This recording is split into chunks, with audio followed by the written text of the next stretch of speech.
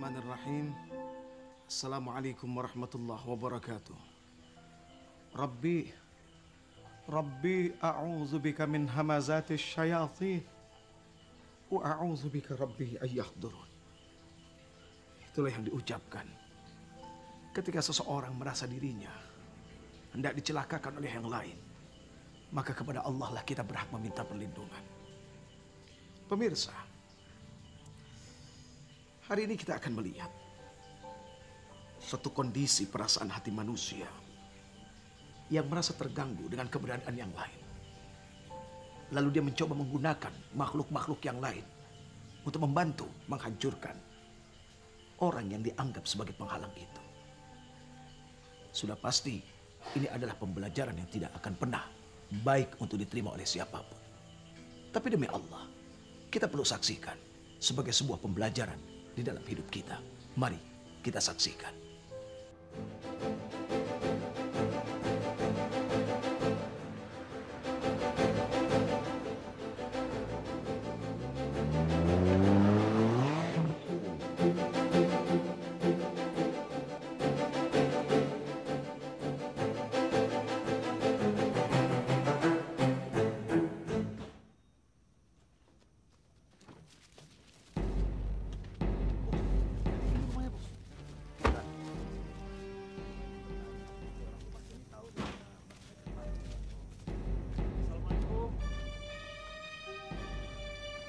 Assalamualaikum, Pak.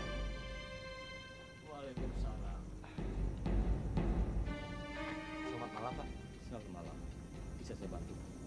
Begini, Pak. Saya mau bertanya, apa rumahnya Mbah Ganjarpati masih jauh dari sini? Ada yang mau diteluh? Teluh? Tidak, Pak. Kalau begitu mau apa ke sana? Begini, Pak.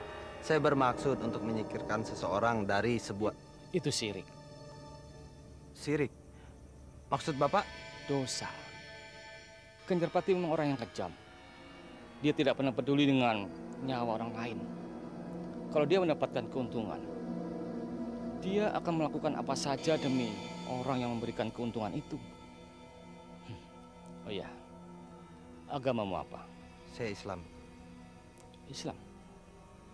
Kalau kamu Islam, tentunya tidak akan mengunjungi Ganjarpati. Memangnya kenapa, Pak? Setiap orang yang datang meminta pertolongan Ganjarpati untuk menelu seseorang, dia tidak akan pernah mendapatkan keselamatan dunia dan akhirat. Naudzubillah min dzalik.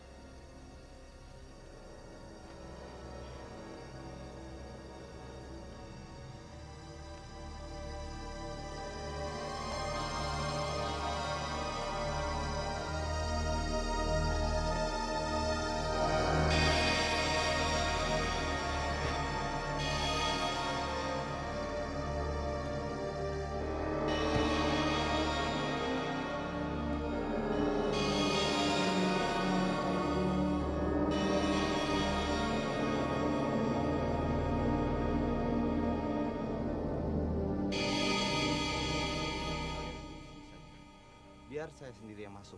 Baik, Bos. Baik, Bos. Mbah Ganjarpati.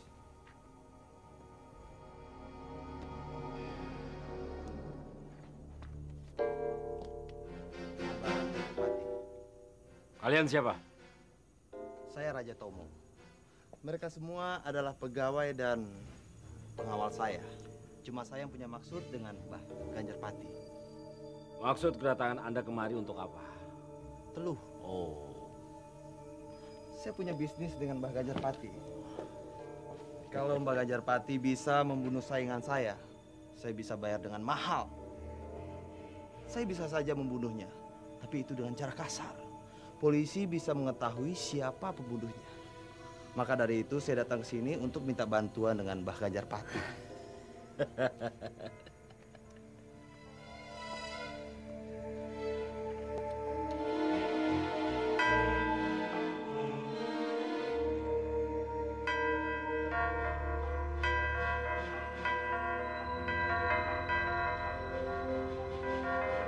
Bisa, Mbak?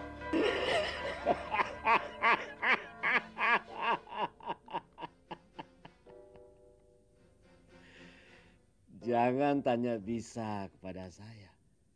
Hah? Saya ini orang sakti.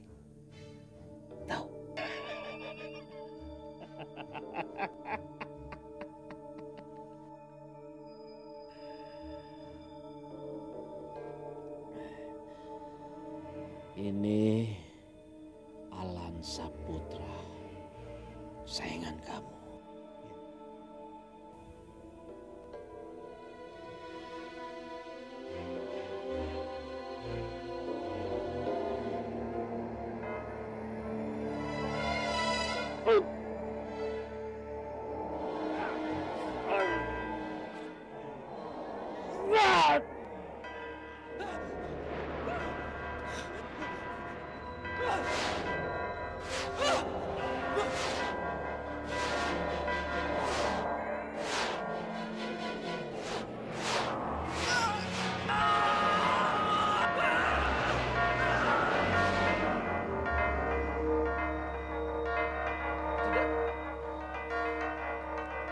Jangan.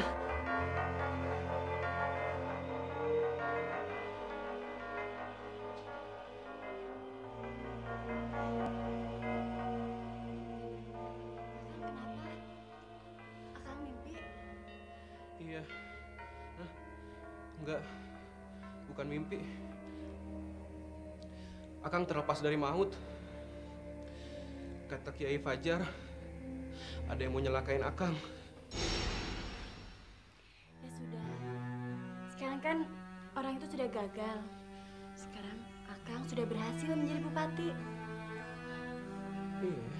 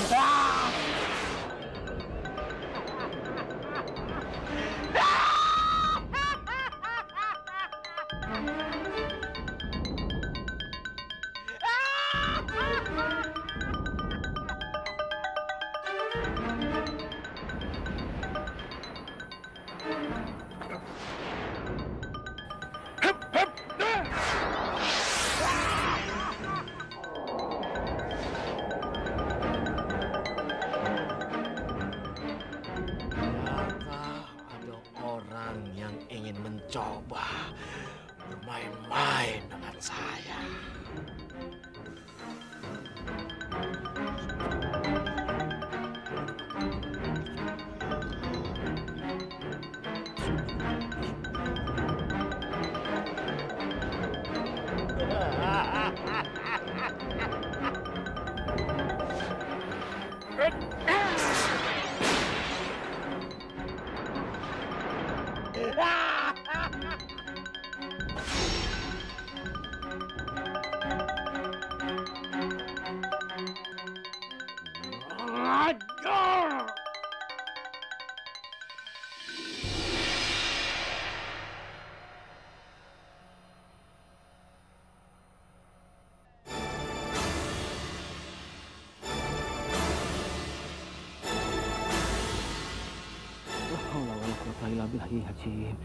Allahu Akbar.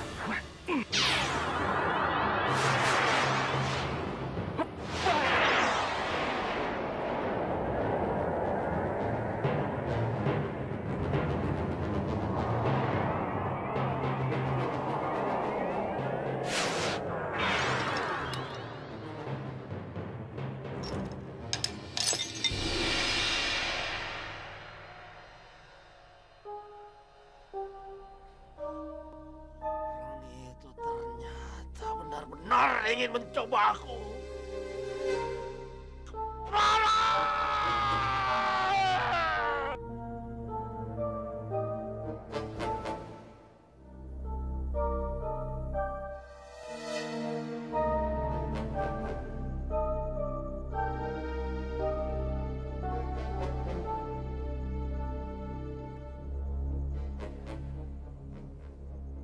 Siapa? Saya Ki Fajar. Mau apa? Mau menegurmu supaya tidak menggunakan ilmu telu untuk mencelakakan orang. Itu urusanku. Sekarang menjadi urusanku untuk mencegahmu. Aku akan membungkammu untuk tidak mengganggu pekerjaanku.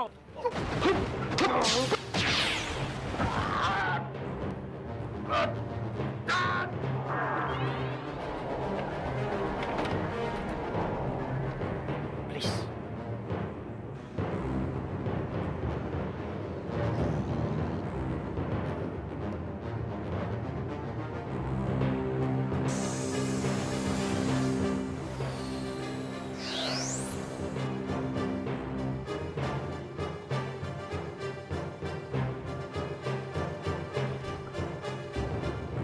Kenapa? Ada orang, Pak. Mau apa orang tua itu?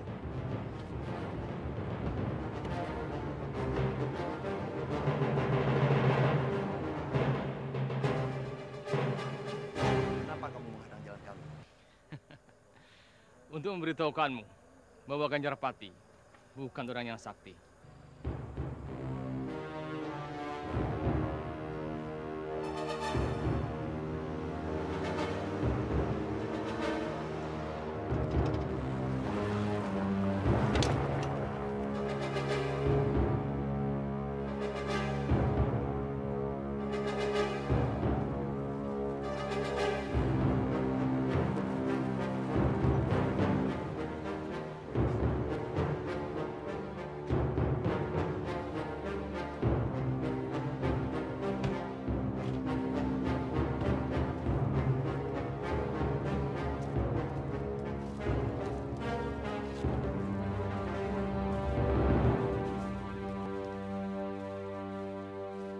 Ganjarpati, kau telah gagal membunuh saingan. Dan sekarang, dia sudah menjadi kepala pemerintah daerah. Semua gara-gara kau! Seorang kiai ikut campur. Kiai? Alasan apa lagi? Dulu kau bilang kiai tidak ada gunanya. Tapi sekarang... Ya, tapi aku terlambat mengetahui kalau Alan Saputra menggunakan kiai.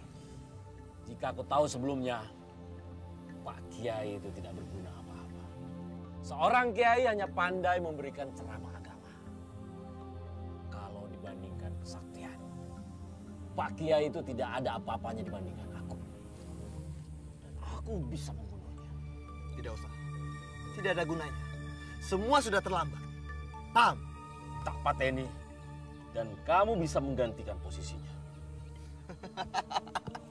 Dasar sukun brengsek. Ingat, kamu tidak orang sakti lagi. Berikan uangnya.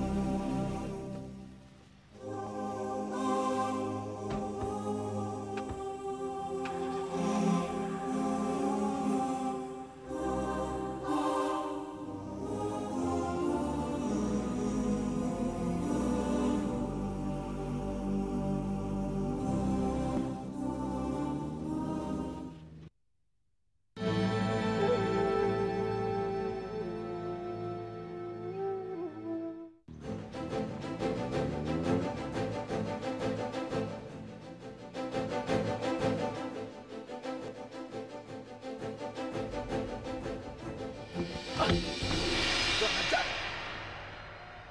Mau apa lagi dukun itu? Kelihatannya dia marah, Bos. Oh ya?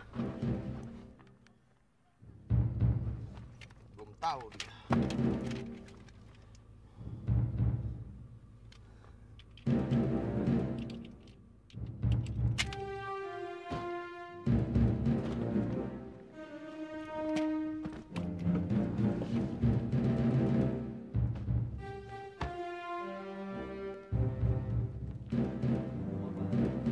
Uang sudah saya beri.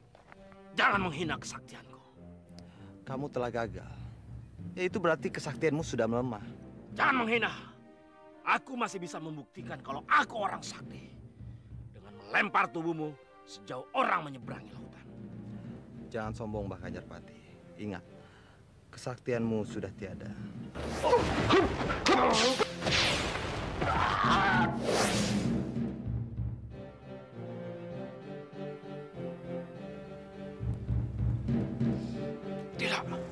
Aku masih punya kekuatan. Baik. Kalau begitu coba lempar anak-anak buahku ini. Ayo.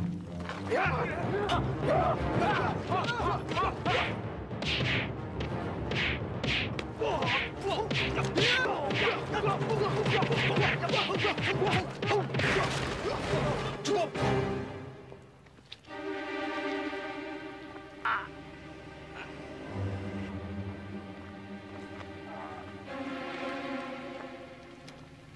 Andai saja ilmumu masih ada dan bersekutu dengan iblis, anjing serigala itu, maka pistol ini akan kutembak ke kepalamu.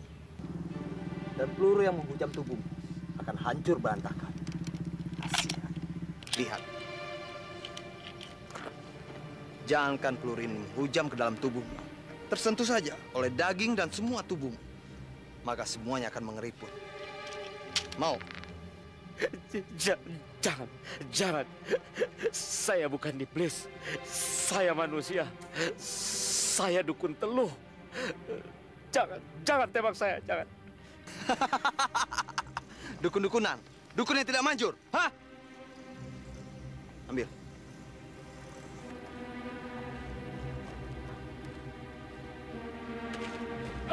Jangan!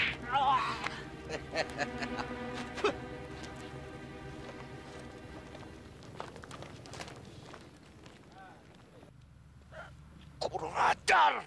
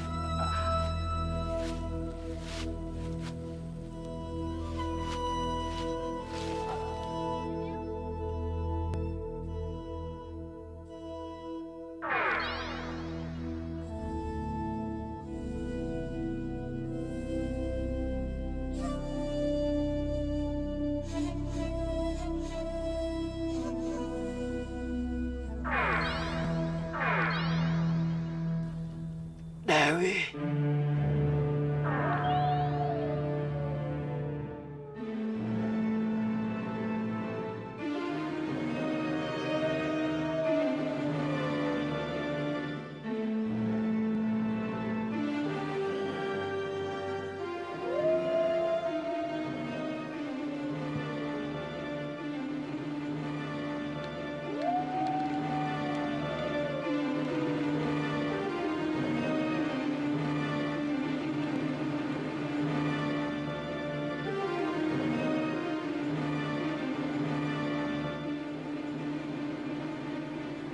Assalamualaikum. Waalaikumsalam.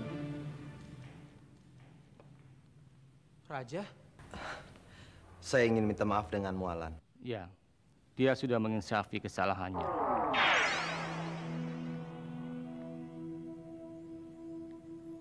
Maafkan dia. Saya jahat. Saya telah berniat untuk membunuhmu dengan secara halus. Saya menyesal. Maafkan saya, Alan.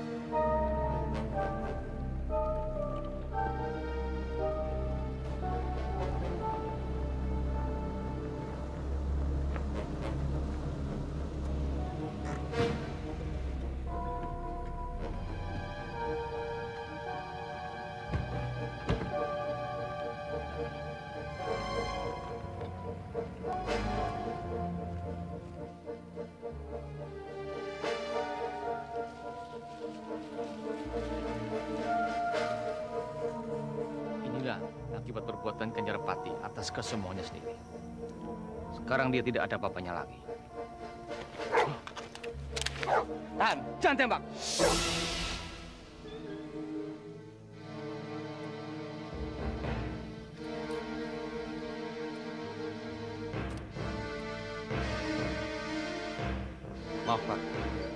Bapak ini siapa sebenarnya? Nama saya Fajar. Panggil saya Ki Fajar.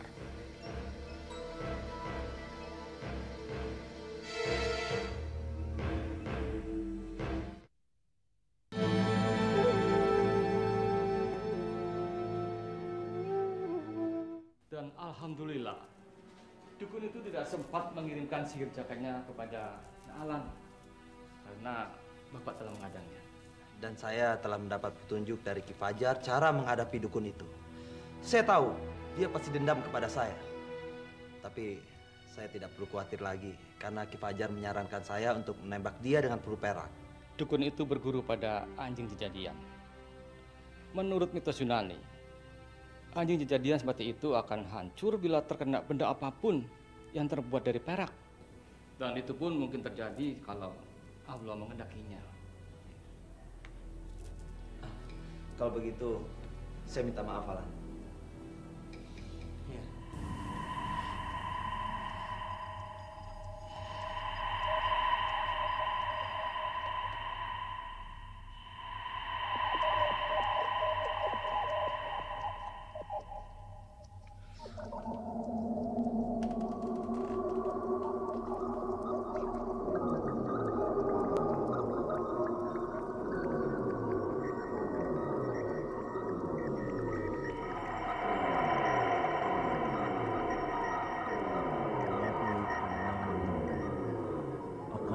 Menderita dan mati karena sebutir telur akan menerobos masuk ke dalam rahimnya, pecah di dalam rahim, menumpahkan seluruh isinya seperti jarum, pecahan beling, dan bubuk besi. Madu tuang itu akan merasakan sakit yang sangat luar biasa, seperti tertusuk sembelo.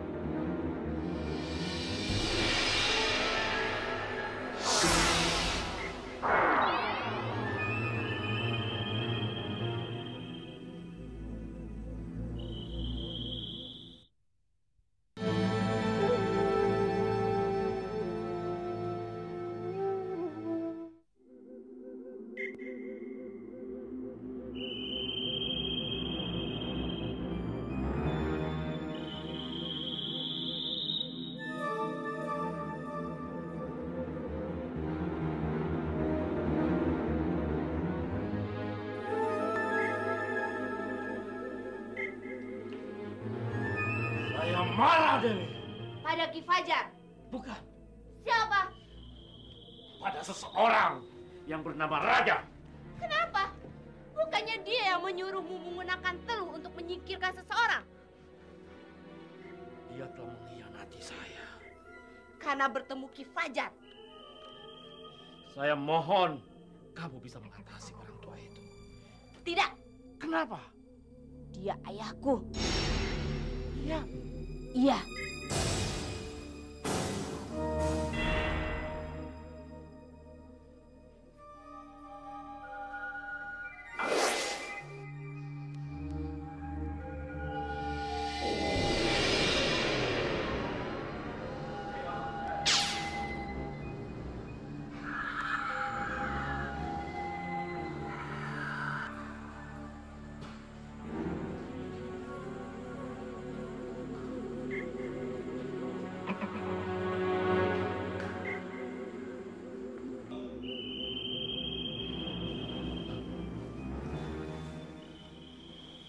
Ada apa, Pak? Darga. Makhluk kejadian itu? Ya.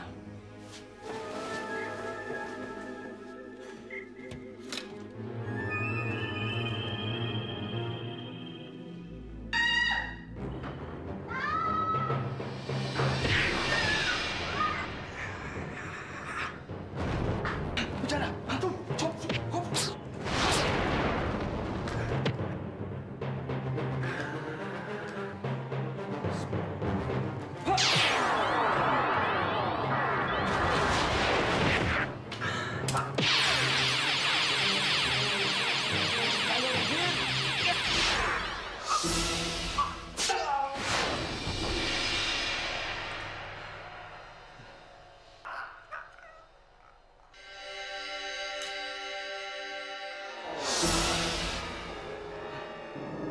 Darga, aku sudah peringatkan kamu supaya jangan mencari jalan sesat untuk memperoleh kekayaan.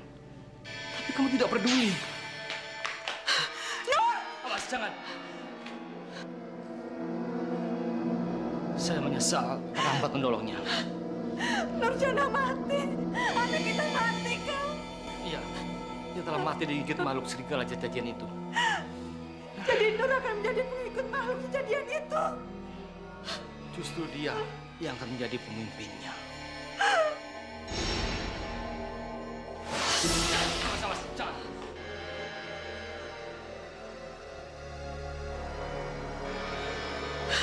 Bagaimana ini, Kang? Hanya ada dua pilihan. Membiarkannya menjadi makhluk kejadian atau menghancurkannya dengan keris ini.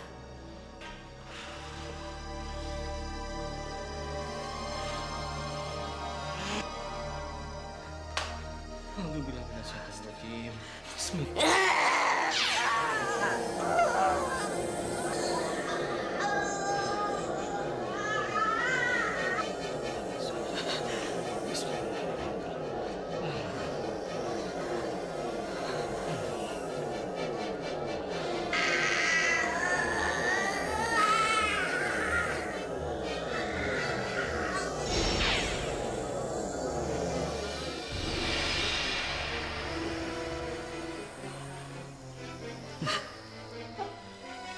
Sabar, Bu.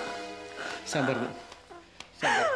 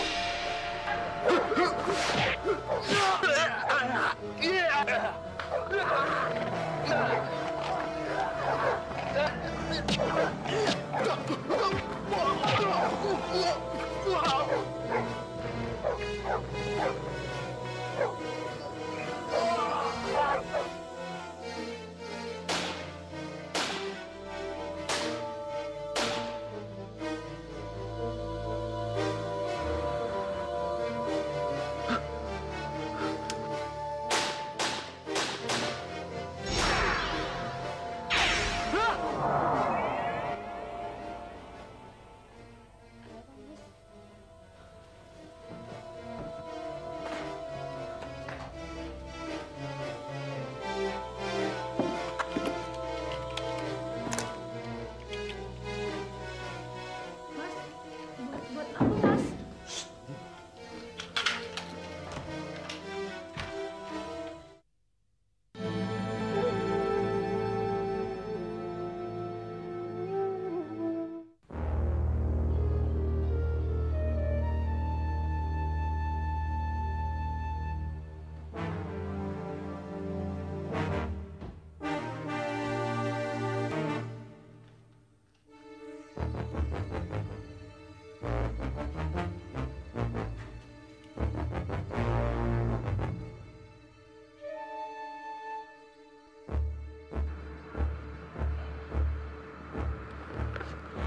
Kenapa makhluk itu memakan jantungnya, Ki?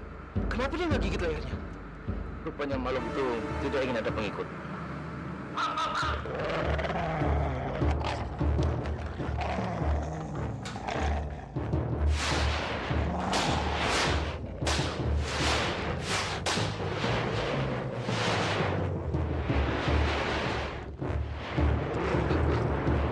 Ki Fajar.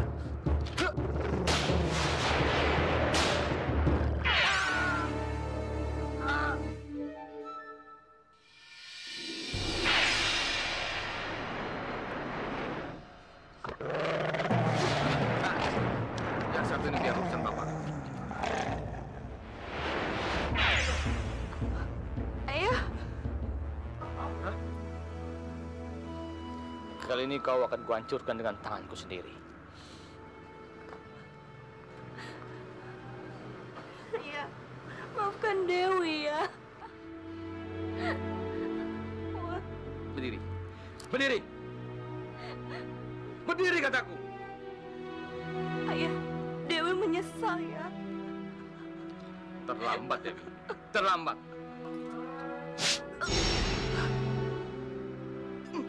Ayah,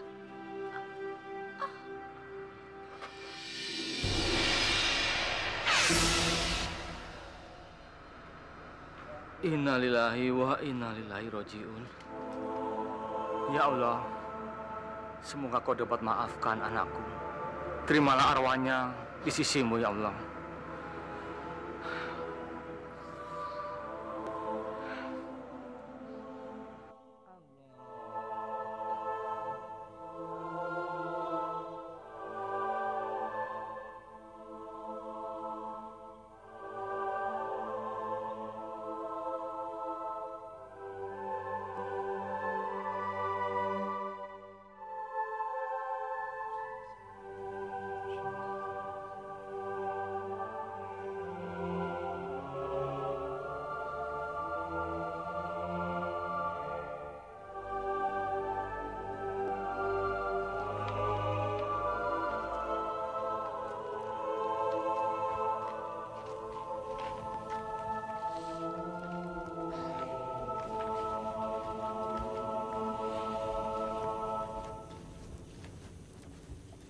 Ki Fajar.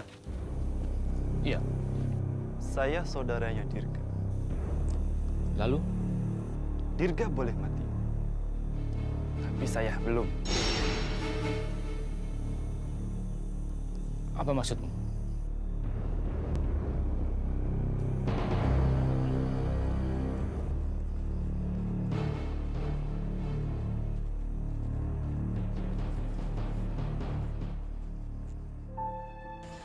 Kasihan ketika ada manusia yang menganggap bahwa manusia-manusia itu bisa mendatangkan celaka atas bantuan makhluk-makhluk itu.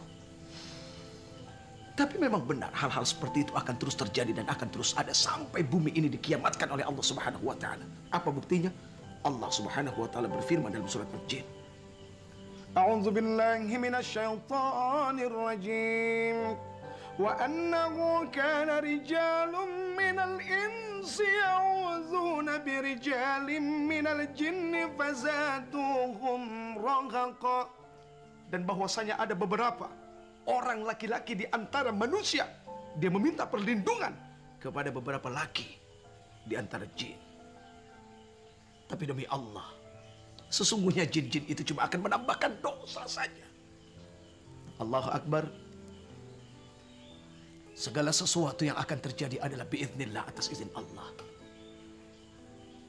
Wasiat Rasulullah kepada Ibnu Abbas. Walaupun manusia satu dunia, dia bersekongkol, bersekutu, ingin menghancurkan kamu. Kalau itu bukan izin Allah, maka dia tidak akan pernah sampai. Kalaupun manusia satu dunia, dia bersekutu untuk memuliakan kamu, mengangkat kamu. Tapi kalau itu bukan dari Allah Subhanahu wa Ta'ala, itu pun tidak akan pernah sampai. Jelas, kullum biidznillah, segala sesuatu atas izin dan kehendak Allah Subhanahu wa Ta'ala. Assalamualaikum warahmatullahi wabarakatuh.